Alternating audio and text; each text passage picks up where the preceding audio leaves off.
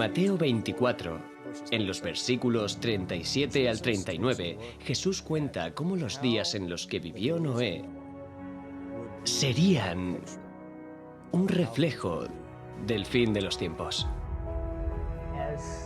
En el día en el que el Hijo del Hombre se manifieste, la sociedad sería como en los días de Noé. Se cuenta cómo llevaban a cabo sus actividades diarias, se casaban, se daban en matrimonio, comían, bebían y no prestaban atención. A pesar de 120 años de predicación, no sabían que se avecinaba el diluvio. Así será el día, dice Dios, en que el Hijo del Hombre se manifieste. La historia se repite. Estoy seguro que el Señor está observando desde el cielo. Jesús dijo, como en los días de Noé, así será la venida del Hijo del Hombre. Y hoy lo estamos viendo en el mundo. La violencia en la tierra, el egoísmo, la egolatría están ahí. Creo que todo esto le parte el corazón a Dios.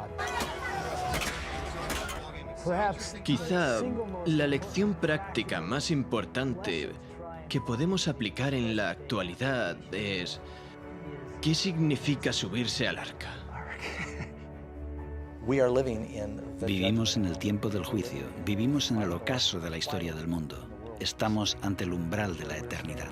Y la gente tiene que darse cuenta de que es un periodo fascinante, más que ningún otro en la historia. Porque el mundo está siendo puesto a prueba y ahora es cuando la gente tiene que prepararse para encontrarse con Dios.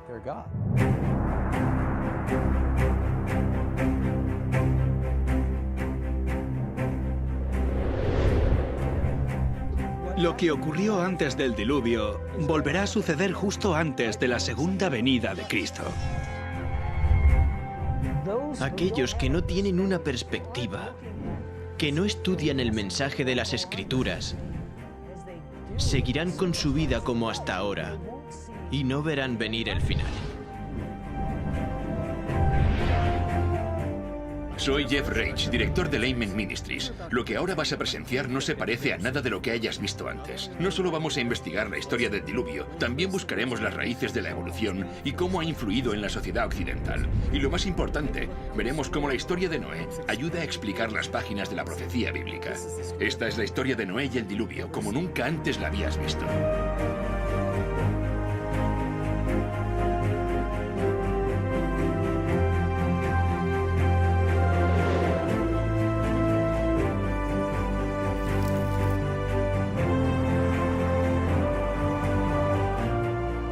Hoy muchos cristianos esperan la próxima venida de Cristo y se preguntan qué le deparará al planeta Tierra. Harían bien en volver a leer la historia de Noé y el diluvio, porque esa extraordinaria historia de la Biblia revela más del futuro de lo que muchos de nosotros pensamos. De hecho, las pruebas están por todas partes.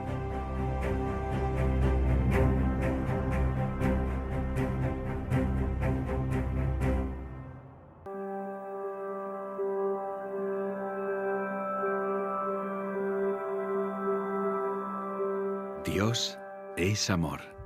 Su naturaleza, su ley es amor. Siempre lo ha sido y siempre lo será. Cada parte de la creación, desde el más pequeño de los insectos que flotan bajo un rayo de sol hasta las vastas galaxias en el lejano espacio exterior, todo es la expresión de su amor inescrutable.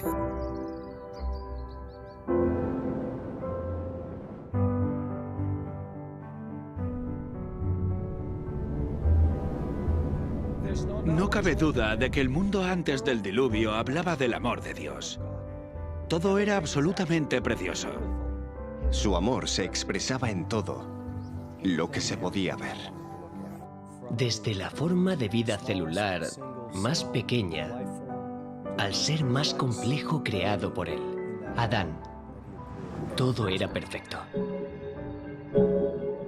Si pudiéramos viajar al pasado para saber cómo era el mundo antes del diluvio, pensaríamos que era prácticamente otro planeta. Abundaban los alimentos. Abundaba la belleza en la naturaleza. Las montañas no eran escarpadas, inhóspitas ni peligrosas como las de hoy. Eran majestuosas, suaves, onduladas, cubiertas por un manto de tierra y plagadas de todas las flores imaginables. Muchos creen que muchos animales y plantas se extinguieron entonces. No había frío extremo, ni calor extremo, ni climas áridos. El clima no era extremo. Y no había esas horribles tormentas que tenemos ahora. Los árboles estaban cubiertos de parras y pequeños zarcillos cargados de frutas que las envolvían en perfecto orden. En el Génesis se menciona cómo subía el agua. Era un vapor que regaba la tierra.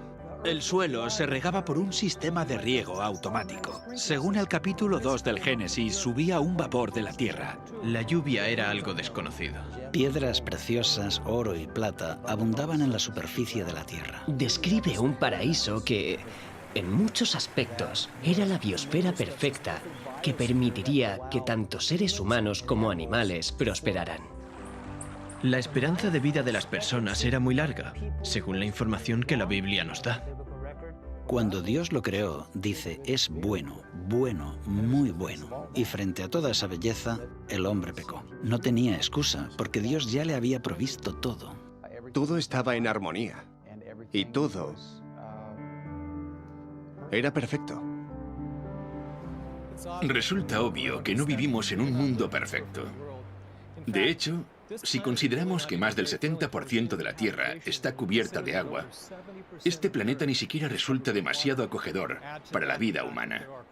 Además, hay lugares yermos y fríos, grandes desiertos, cordilleras. O bien fue así, o es que ocurrió algo que cambió fundamentalmente la superficie de la Tierra. El diluvio cambió por completo la geografía de la Tierra. Estos elementos rotos de la naturaleza nos revelan el verdadero horror del pecado. Y lo que vemos en nuestro mundo es la consecuencia de eso. El hombre empezó a buscar la felicidad en el egoísmo, el pecado y la maldad. Pero Dios, que es amor, dijo, aún quedan personas y deseo salvar a tantos como pueda. Voy a darles una advertencia. Si aún hay alguna posibilidad de redimirlos y acuden a mí, serán salvos. Y al crear el arca, creó un vehículo por el que podían salvarse. Y Noé era el mensajero de quien podían aprender. Dios nos está advirtiendo. Dios nos transmite mensajes proféticos. Darles la espalda será desastroso como lo fue en los días de Noé. La historia de Noé y el diluvio es en muchos aspectos una demostración literal de las profecías del Apocalipsis. Acompañadme a estudiar las profecías del Apocalipsis regresando a los días de Noé.